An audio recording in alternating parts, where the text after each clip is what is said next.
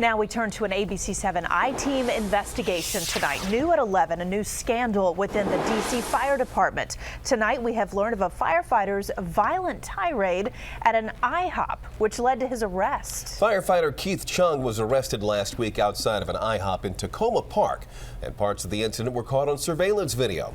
Jay Korf's been working on this story. He's live with what else he's uncovered here. Jay. Leon, according to a police report, D.C. firefighter Keith Chung parked in a handicap spot a few days ago outside a local restaurant, then got into a heated disagreement with authorities. At one point, police say he was screaming, cursing, and insulting them, and some of it was caught on camera. This surveillance video shows a Dodge Challenger improperly parking in a handicap spot at around 3:30 Saturday morning in front of the Tacoma Park IHOP. The driver who stepped out, according to a police report, was 25-year-old D.C. firefighter Keith Chung.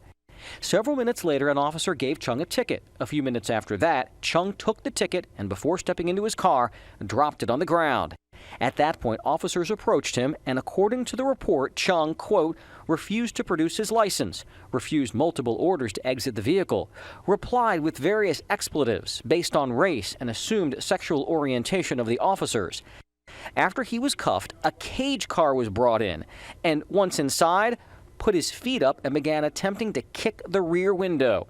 Officers say they had to use a strap wrapped around his ankles at one point to transport him to a police station. Police charged him with resisting arrest, disorderly conduct, open container of alcohol, willfully disobeying an officer, and littering.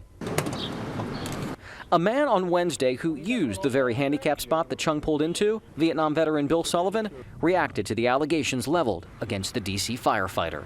That's showing disrespect, that's all.